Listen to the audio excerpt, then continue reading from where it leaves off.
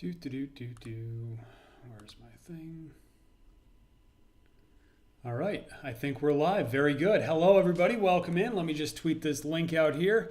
I'm Dan Watkins. Going to do a little Final Four preview for you guys today. We have had some decent success so far in this tournament, as we've talked about throughout the tournament, expecting that this was going to be a very chalky run here, and that's exactly what's played out. It has been March chalkness instead of March Madness this year. As for just the second time in history, we have all four number one seeds advancing to the Final Four, and I just kind of thought it was a funny little note that the last time this happened in 2008, the Final Four also took place in San Antonio. So a little bit of a coincidence there, or maybe not. I don't know, for you conspiracy theorists out there. But anyways, once again, we have the Final Four in San Antonio this week, and all four number one seeds are there. So I think with all the complaining that there's been this tournament, that, we haven't had the upsets, no Cinderella runs, no real Cinderella runs, rather, that it's been lacking in the drama department, but I think we're going to get rewarded with just some fantastic basketball Saturday night and then again on Monday night in the national championship, because these are the four best teams in the country. These four have separated themselves from the rest of the pack by far all year long. KenPom has these teams as being historically good. Let me just pull up KenPom for you here, and you can see just the difference here. So no surprise, Duke, Houston, Florida, Auburn, the four top teams according to KenPom as well. And as you look at the net rating here, right, like he has a 5-point difference in the net rating between the next cut of teams at number 5 with Tennessee. That's just how much these teams have separated themselves from the pack this year, and it's going to make for fantastic basketball on Saturday night. I cannot wait for this. It's also all four of these teams are top 10 in both offense and defense, so they're very well rounded. They do pretty much everything well. There are a couple of concerns here going into this the Final Four, literally. Just some units and certain parts of teams' games that might be the reason why they slip up here, whether it's Houston's offense and their shot making, and can they make shots in big moments, or Florida's defense, do they allow Auburn to do whatever they want, or even Auburn's defense, can they contain Florida? All things that are going to be very important with how these games play out on Saturday night. So I mean, how can you not be excited for these two matchups? On one side, our first game, we have Auburn versus Florida, the two best teams in the SEC going at it in a rematch of a game from February. People were talking about how the SEC this year was the best conference of all time in the history of college basketball. 14 teams making the tournament. They have 9, or it was somewhere 7, 8, or 9 of the Sweet 16 teams were all from the SEC. So here we go. Now we get the two best of them in Florida and Auburn going at it in semifinal number 1. And then in semifinal number 2, we have the best offense in the country in the Duke Blue Devils against the number 1 defense in the country in the Houston Cougars. Going to be fantastic. Going to be fascinating to see how that matchup breaks down. And something's got to give, right? Not that on the other side of the ball there, not that Duke's defense or Houston's offense really is anything to just gloss over. Duke's got a top 5 defense. Houston has the number 10 rated offense according to KenPom. But something's got to give here Saturday night in that matchup. So cannot wait to see how that one plays out too. Going to be just an awesome coaching matchup too between John Shire and Kelvin Sampson in that one. And don't sleep on Bruce Pearl versus Todd Golden either in that first matchup. So let's get right to semifinal number 1. I want to keep this kind of quick for you guys because I'm sure you've been inundated with so much analysis from people who are a lot smarter than me when it comes to basketball that you've probably been watching here. But I just want to kind of go through these games fairly quickly, tell you what you need to know, and hopefully help you place your bets this weekend here. And I got some plays too that I'll give out at the end of this video. So Florida is a 2.5-point favorite over Auburn in this game. The total is sitting at 159.5. The spread has not moved here once. Has not moved. It opened at 2.5. It's sitting at 2.5. This game, the books expect to be within a possession. So Florida won the first meeting back in February at Auburn on the road, 90-81. So they fairly handily in that one. How these two teams have gotten here: Florida, right? They beat the 16 seed Norfolk State in the first round. They took down the 2-time defending champs, the UConn Huskies, in a game that they had to rally back from. Something that's been a common theme with Florida throughout this tournament, that they're a very comfortable basketball team.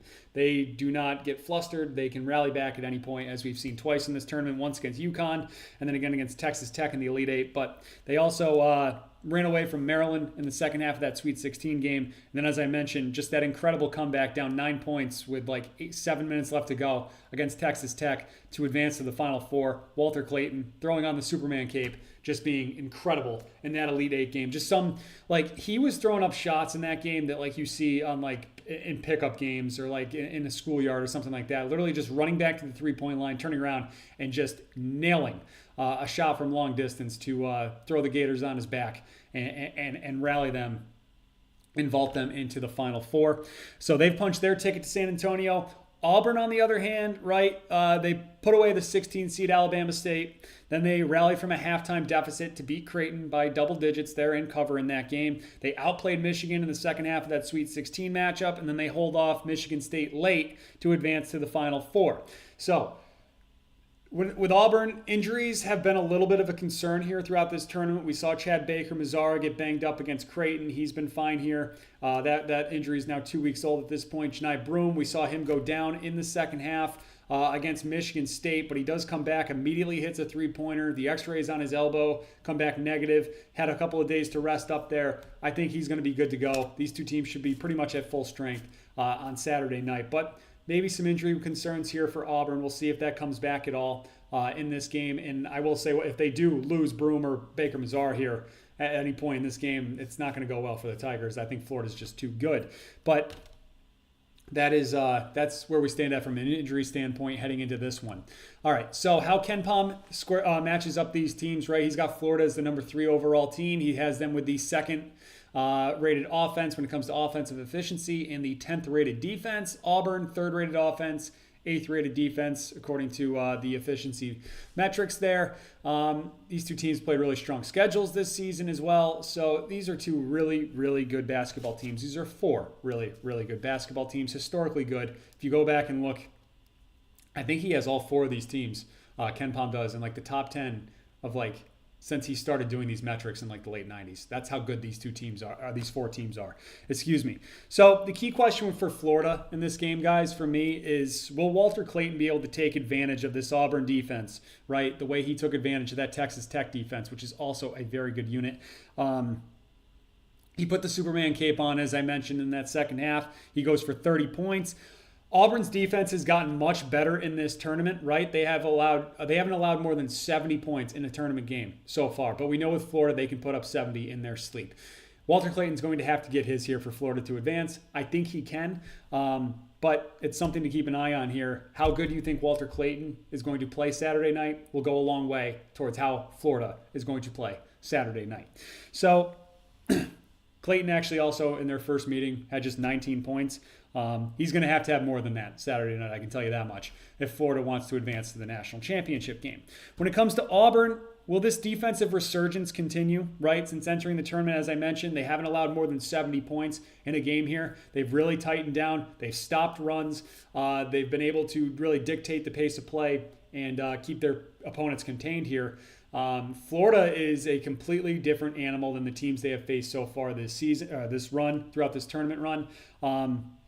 Florida can put up 70 in their sleep. They can hit three-pointers at will. They've been a little bit better at the free throw line than they have been throughout the season here. But it's really going to come down to, can Auburn, keep the lid on this Florida offense? UConn was able to for a while.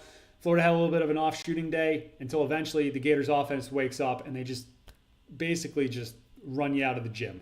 We'll see if that comes into play here in this one on Saturday night. Free throws are going to be key in this game as well. Neither team has shot the ball well from the stripe. They both are around like low 70s as a team here. Florida did just shoot 92.8% or something like that, 93% against Texas Tech in that big comeback win in the Elite Eight. But a little misleading with that number from a team standpoint because Walter Clayton made over half their free throws. He was 13 of 14 at the line.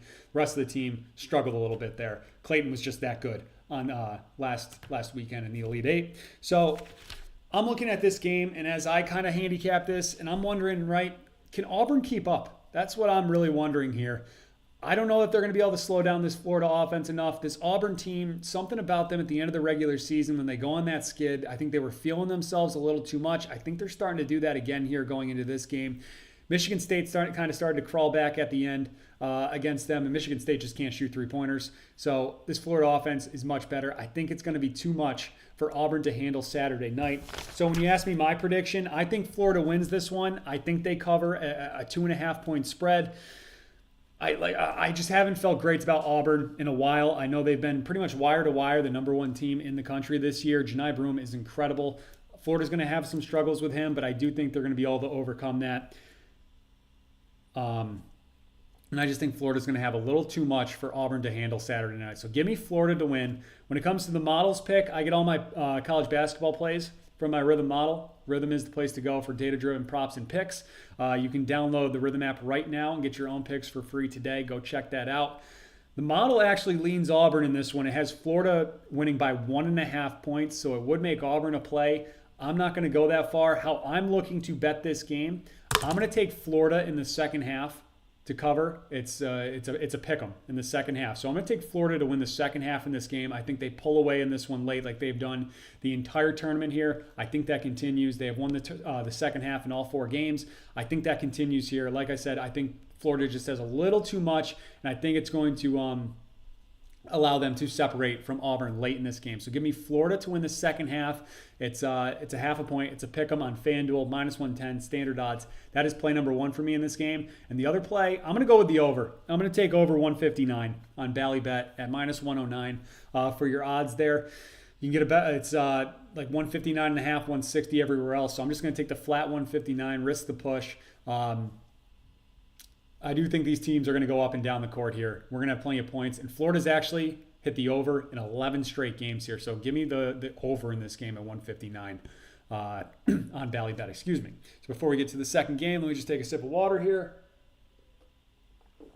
And let's talk about Duke and Houston. So the Duke Blue Devils, right? They have just been incredible this season. No other way to put it. Cooper Flagg is amazing. Best player in the country. Duke is laying 5 or 5.5 points here in this game, depending on the book that you look at, which is up a little bit from the opening at 4.5 here. So, and the total sitting at anywhere from 135.5 to 136.5, depending on the book that you're looking at as well. So a significant difference in game number 2 here, and that's because of the Houston defense. But Duke will play whatever style game you want, and they will be comfortable in this matchup. So you have the number 1 offense in the Blue Devils against the number 1 defense in the Cougars, right? How Duke got here? Well, they've just been steamrolling everybody, basically. They cruised. They have been cruising through this tournament so far. They just wiped the floor with Mount St. Mary's in round 1. They get through Baylor, and they came out red hot in that game, got a big lead, sat on it. I mean, there was nothing Baylor could do in round 2. Sweet 16 against Arizona, right? I guess that was their toughest test so far. If you look at just how these games have gone, Arizona just got into this up and down game here, right, and gave Duke everything they had. But the Blue Devils put up 100 points in that game. Right? So it just shows you that Duke can play whatever style game you want, whether you want to go up and down or grind it out and go nice and slow here and dictate tempo and slow this game down to a halt and limit possessions. They're comfortable in that too. They can beat you any which way. So any type of game there, and then Duke wins they beat Alabama by 20 points. Duke's had one game here that has been decided by less than 10 points in this tournament. That was the Arizona game, and as I mentioned, they put up 100 in that one. So I'm not concerned that Duke has some warts here that Houston can exploit at this moment right now. Houston, meanwhile, they blow out the 16th seed in SIU Edwardsville in round 1. They hold off Gonzaga late in the second round. Then they survive a battle against Purdue with Kelvin Sampson drawing up an incredible baseline play to win that game. And that game was basically a home game for the Boilermakers too in Indianapolis. And then they promptly took care of a Rick Barnes team in late March and beat up on Tennessee in the Elite Eight. So how KenPom stacks these two teams up, as I've mentioned a few times now. Duke, number 1 rated offense. Houston, number 1 rated defense. Duke has a top 5 defense though too, right guys? And then Houston has the 10th rated offense here, as they have been making shots in this tournament. Something that's always just that thing that sticks out to you when it comes to Houston, and whether you're picking them to advance in a tournament or anything like that, is can they get points when they need it? Can they score when they need to? Can they make their shots? So far, the answer has been yes. Will that continue? It remains to be seen. This Duke defense is the best unit on Well, actually, no. Tennessee was the best defensive unit according to KenPom that they saw, but they had no problem as they separated themselves. And that game would have been more interesting, right, if Tennessee's offense could have came to play, but they didn't really show up in that one. So as we move on, the key question for Duke in this one is this moment too big for these freshmen, right? They have 5 freshmen in their rotation. You'll hear it all the time. You hear it all the time, right? You can't win with that many freshmen. You can if they're that good. If you have Cooper Flagg as your star, the best player in the country, you can win the NCAA tournament. I think Duke's going to play that out. They were my pick going into the tournament. I have no reason to back down from that. Kneppel's been awesome as well. All the other freshmen are great too. Proctor's awesome too. I like this Duke team. They're incredible. Like, they are just absolutely incredible. And it's like to the point where I would be legit shocked if they get upset on Saturday night by Houston. But I'll get to my pick in a little bit as you can see which way I'm leaning. And also, how are they going to handle the pressure from the Cougars? This is by far the best defense that they have seen in this tournament, right? Alabama's defense is nothing to write home about. Baylor's defense is nothing special. So the Arizona defense too, right? They put up 100 on them. Mount St. Mary's, not even going to talk about it. Duke has just mowed through pretty much this entire season. But this Houston defense is a much different animal here for them to get through. So how are they going to handle that pressure? Kelvin Sampson's going to have something cooked up for them and to try to limit Cooper Flagg and make everybody else beat them. I'm guessing that's how this game's probably going to play out here. And then the key question for Houston, as always, as I was hinting at, is can they make their shots? Can they make their shots when they need to? Can they get clutch baskets? LJ Cryer has been awesome in this tournament. He's had a fantastic career. It would be a nice cherry on top for an awesome college career at Houston if he can get Kelvin Sampson a national championship. But I'm not so sure that they're going to be able to hit those shots when they need to. Right, we know their defense is there. They were able to put up 80 on Gonzaga, but this Duke defense is obviously a lot better than the Zags defense here. So they're a top 5 unit in the country. I'm just not sure that Houston's going to be able to put up the points that they need here late in this game to keep up with Duke when Duke starts to separate themselves from Houston, which I think is how this is going to play out. So when it comes to my game prediction, I'm taking Duke, as I've been leaning pretty heavily here as I've been talking about this game. I'm taking the Blue Devils to win. Do they cover the 5.5? I'm not as confident in that play. I have a different play with this one as well. But I have I picked Duke to win it all. I have that plus 320 ticket on the Blue Devils to win the national championship on Monday night. I have no reason to back down from that. They're the best team. They have the best player. That's usually how this thing plays out. So I'm going with Duke to win this game. The model has Duke minus 4.5, so back at the opening number. So it's a slight lean towards Houston right now. I'm not playing this full game going into this. I'll look to probably play something live, but going into this, I'm not playing anything here. What I am going to do pregame, though, is play Duke second half minus 1.5 on Caesars at minus 105.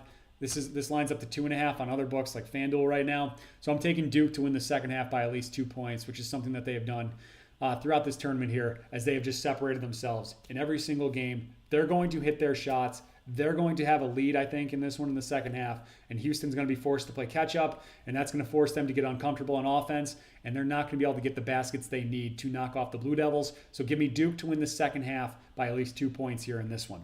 So those are my plays for this Final Four here. Once again, I am going Florida second half spread, Duke second half spread, and the over in the Florida and Auburn game at 159 on Ballybet. So thank you very much for watching, guys. If you like this analysis, please like and subscribe to the channel. It would mean so much to me as I continue to try to grow this thing. Not sure where I'm going to take this after college basketball season's over, but I'll probably do some NFL draft stuff, looking into that. Maybe I'll have a guest join me to kind of break down some gambling stuff as well, and then some generic sports stuff too. But thank you very much for watching. If you could hit that subscribe button, as I mentioned, it would mean a lot. And follow me on Twitter if you can, and TikTok at Dan Watkins Radio. I'm always posting stuff on there. So thank you very much for watching.